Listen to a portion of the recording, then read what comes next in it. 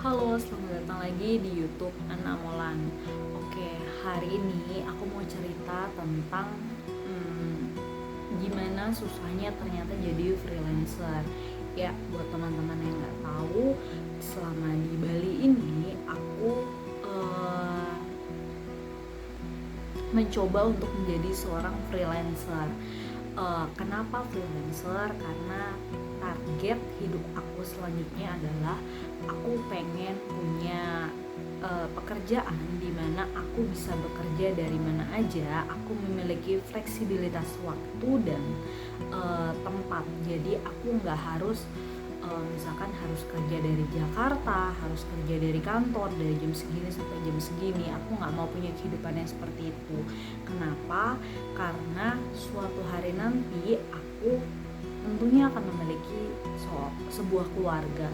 Ya, benar, aku tetap ingin memiliki sebuah keluarga. Jadi suatu hari nanti ketika aku punya keluarga, aku pengen fokus dengan keluarga aku, tapi aku tetap pengen punya karir di mana aku bisa menghasilkan uangku sendiri. Karena tentunya pasti aku punya pengeluaran tersendiri yang aku tidak bisa menggantungkan itu semua kepada suami aku kelak. Jadi aku tetap pengen punya penghasilan aku sendiri. Itu sebabnya selama masih muda, uh, selama aku belum memiliki tanggung jawab apapun terhadap siapapun, jadi aku mulai untuk mendirikan pekerjaan aku sendiri. Aku ingin berusaha untuk menjadi seorang freelancer, dan pekerjaan yang aku ambil berbagai macam sebenarnya. Ada sebagai content writer, terus ada bikin-bikin artikel, ada edit-edit foto, ada voice over, beberapa pekerjaan lah yang bisa aku lakukan secara freelance gitu. Dan ini yang terakhir aku dapatkan adalah bekerja sebagai voice over. Linknya, lowongannya apa sih? Iya, lowongannya itu aku dapat dari mana? Aku dapat dari remotehub.com. Di sana aku registrasi, aku daftar semuanya, aku lengkapin. Nah, baru aku find job, dan find job aku isi semua yang kira-kira bisa aku kerjakan, entah itu tentang akuntansi, entah itu tentang penulisan, entah itu tentang apa aja lah yang aku rasa aku bisa kerjain gitu. Dan salah satunya yang aku pikir tadinya itu cukup mudah, yaitu menjadi seorang voice over. Voice over itu kan ketika aku suka ngomong, ketika aku sering bercerita seperti ini, menjadi seorang voice over nggak susah kok, coba aja di apply. Dan setelah aku apply, ternyata I get the opportunity. Mereka kirimin brief, di situ ada lebih dari 1000 kata, yang dimana ternyata itu tidak semudah yang aku bayangkan. Aku baru menyadari bahwa remote hub ini kan memang menggunakan bahasa Inggris. Jadi aku merasa selama ini kemampuan bahasa Inggris aku itu tidak jelek gitu. Dari segi TOEFL aku sudah di atas 500. Dari segi artikulasi pun oke, dari segi pemahaman pun oke. Cuma ternyata aku memiliki kendala untuk menghafalkan, untuk membaca lebih dari 1000 kata jadi voice overnya itu kita harus satu kali take dari awal sampai akhir, itu tidak boleh dipotong. Terus artikulasi harus jelas, intonasi harus jelas, cara kita membacakan itu harus sampai ke pendengar. Nah, seperti itu. Mungkin itu akan sedikit agak mudah ketika itu dibaca menggunakan bahasa Indonesia. Mungkin ya, aku juga tidak pernah jadi voice over untuk company di Indonesia. Tapi ternyata menggunakan bahasa Inggris itu lebih complicated. Pertama karena itu bukan bahasa kita sehari-hari. Ketika kita berbicara yang awalnya kita tahu nih maknanya apa, makin kesini 1 paragraf, 2 paragraf, 3 paragraf, mulai ke 10 paragraf yang ke 10 itu mulai agak-agak buyar. Jadi apa yang kita sampaikan tuh lama-lama kayak ya sekadar baca aja gitu, nggak ada artiannya apa-apa. Dan gue yakin ketika diteruskan itu nggak akan sampai ke pendengar gitu. Akhirnya setelah 4 hari sampai sekarang ini voice overnya tuh belum gue bikin. Dan kalau dari segi angka ya, per kata itu mereka sanggup membayar $0,07, yang dimana kalau gue nyelesain minimal 1000 aja, 1000 kata gue sudah dapat kurang lebih, kalau kurs 14.000 gue udah dapet kurs 14.000 sekitar 400-an ribu lah ya, sekitar 400-an ribu dengan rate yang 0,07 per kata, karena mereka hitungannya per kata ya teman-teman ya. Nah gitu, dengan yang gue pikir itu lumayan dong. Mereka bisa kasih gue project tiap minggu itu 2-3, at least tiap minggu. Kalau misalkan gue dapat 2 atau 3, gue bisa menghasilkan kurang lebih 800.000 sampai 1 jutaan per minggu. Dan itu proyek yang menjanjikan menurut gue, tapi ternyata untuk pelaksanaannya tidak semudah dalam bayangan gue. Sekali lagi, jadi cukup sedih, ternyata modal PD aja tuh nggak cukup ya. Kita harus punya pengetahuan yang lebih, harus punya kemauan yang benar-benar keras untuk belajar gitu. Dan gue sedikit menyesal selama ini agak menganggap mudah pekerjaan-pekerjaan yang kayak itu kan cuma ngomong doang, itu kan cuma ini doang, menyampaikan bercerita doang, kayak gitu-gitu. Ternyata itu tidak semudah yang dibayangkan. Kalau untuk 1-2 paragraf mungkin masih oke lah ya, tapi kalau untuk lebih dari 10 paragraf yang tadi gue bilang lebih daripada 1000 kata, ternyata itu tidak semudah bayangan gitu. Jadi itu yang terjadi di minggu ini. Kenapa aku tidak bikin video untuk beberapa minggu ini, karena aku sedang fokus kemarin menghafal, sedang fokus untuk berlatih intonasi, berlatih cara membaca yang benar dalam bahasa Inggris, ya belajar menjadi seorang freelancer lah ibaratnya 1 minggu kemarin. Jadi that's why aku gak banyak bikin video. Terus juga mulai minggu lalu tuh aku udah mulai ketemuan sama teman aku yang sama-sama kita sedang belajar bahasa Jerman. Kita mulai belajar bareng juga di sini. Sekarang itu kita lagi dari awal yang minggu kemarin tuh kita ngebahas tentang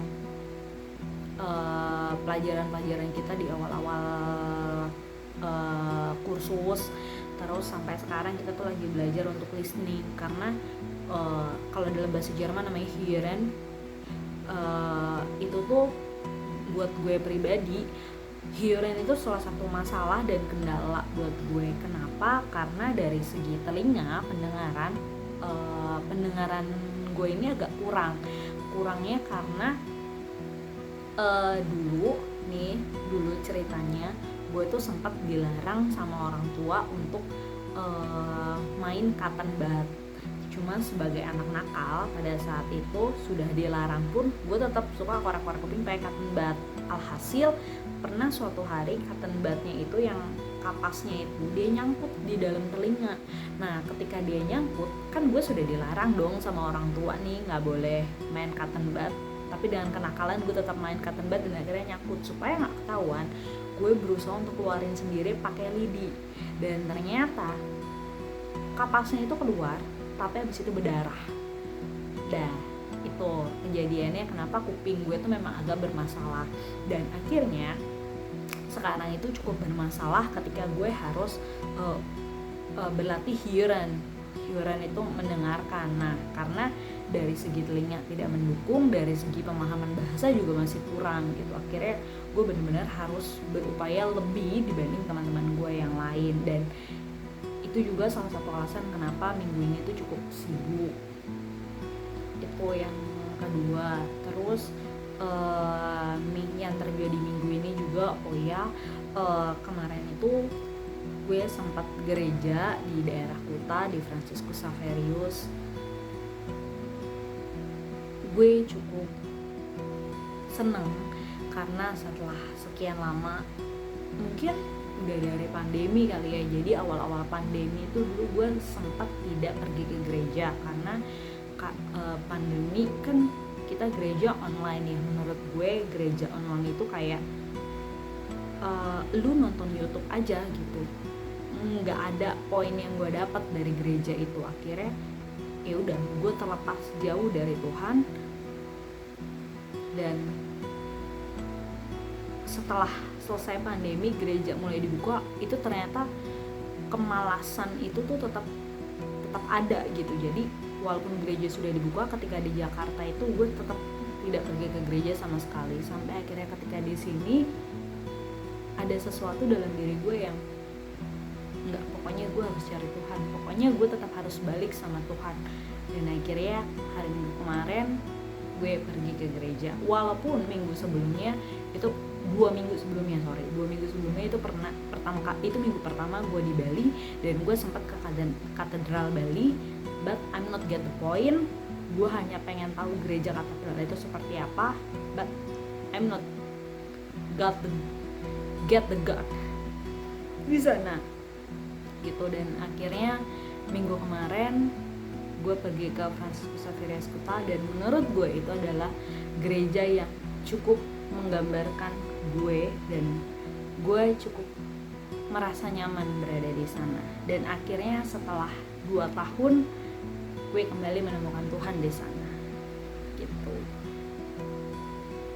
Gitulah perjalanan Ana minggu ini. Terus selama di Bali gue itu jadi sering, nggak selama di Bali sih sebenarnya, di Jakarta juga dulu gue sering banget pergi ke perpustakaan nasional. Tapi di Bali ini ternyata perpustakaan nasional daerahnya itu tidak selengkap, maksudnya tidak tentu aja tidak sebaik yang di ibu kota lah ya, nggak sebaik di Jakarta. Jadi menurut saya pribadi itu agak kurang. Tapi di tengah kota Bali saya menemukan ada perpustakaan umum yang dibangun oleh pasangan suami istri. Itu namanya Taman Baca Kasiman, itu daerah Denpasar. Dan buat teman-teman yang emang suka baca dan mencari tempat yang nyaman untuk membaca, saya merekomendasikan Taman Baca Kasiman. Buku-bukunya cukup lengkap, tapi kebanyakan adalah buku-buku yang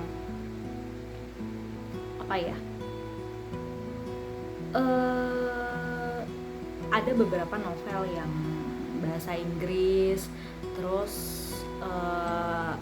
tentang feminisme, terus tentang negeri ini. Cukup lengkap. Mungkin tidak selengkap perpustakaan nasional tentu saja, karena ini perpustakaan yang didirikan pribadi, melalui uang pribadi. Mungkin tidak selengkap perpustakaan yang lain, tapi menurut saya dari koleksi buku-bukunya cukup berbobot lah ya, cukup berbobot. Dan ini salah satu buku yang saya baca dan saya pinjam adalah buku Indonesia Mengajar. Buku ini adalah kumpulan cerita-cerita orang-orang yang pernah ikut kegiatan Indonesia Mengajar yang didirikan, yang digagas oleh Menteri Pendidikan pada saat itu, yaitu Bapak Anies Baswedan. Ya, buat yang belum tahu, Bapak Anies Baswedan dulu pernah menjadi seorang Menteri Pendidikan, dan sekarang ini tahun 2023 beliau merupakan mantan Gubernur DKI Jakarta. Ya kalau nggak salah sih sekarang nonaktif ya, karena beliau sedang mencalonkan menjadi calon presiden di 2024. Saya kurang tahu sih update beritanya, cuma ya gagasan Indonesia Mengajar adalah salah satu gagasannya beliau, dan menurut saya cerita-cerita ini sangat-sangat menginspirasi. Kenapa? Karena untuk kita yang terbiasa maksudnya untuk kami yang berada di ibu kota dan sekitarnya, di kota-kota yang cukup baik dari segi infrastruktur, mungkin kita merasa orang-orang dari daerah itu tidak cukup pintar kalau dibandingin dengan kita. Mungkin ya ada orang yang berpikir seperti itu, tapi ketika kalian membaca buku ini, kalian akan menemukan banyak perspektif baru. Mereka tidak bodoh, setiap orang itu diciptakan dengan keunikannya masing-masing, tapi mereka hanya tidak beruntung. Mereka tidak seberuntung kita untuk mendapatkan fasilitas yang sama seperti apa yang bisa kita dapatkan di kota-kota besar gitu. Dan ketika mereka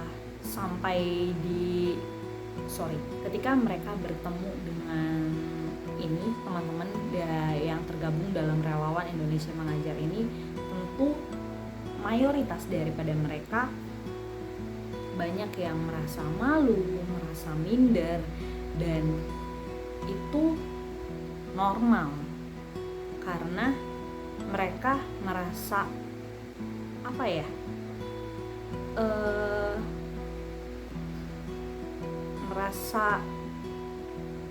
merasa minder karena merasa tidak sepadan.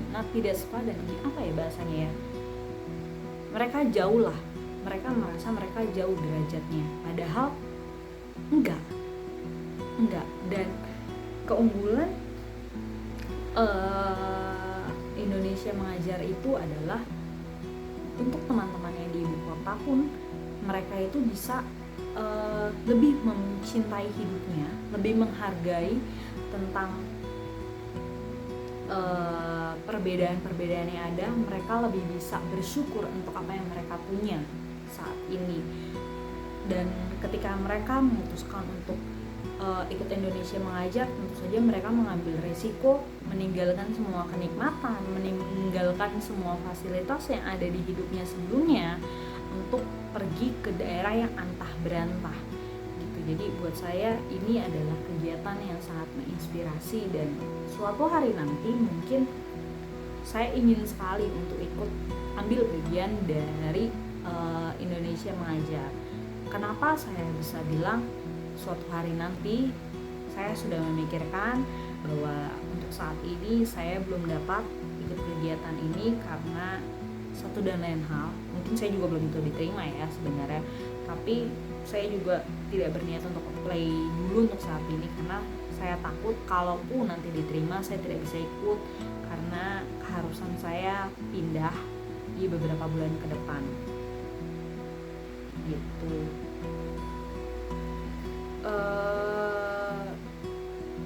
Terus saya lupa, saya sudah pernah memberitahu teman-teman belum ya. Jadi kemarin kami sudah diberikan info. Jadi sebelumnya saya itu sempat agak miss nih komunikasinya antara mentor dan konsultan saya. Saya untuk ke Jerman ini, saya itu aku bikin video yang berbeda deh nanti soal ini, soalnya kayaknya agak panjang gitu. Cuma untuk yang sekarang ya mungkin di sini aja dulu, nanti aku bikin video selanjutnya tentang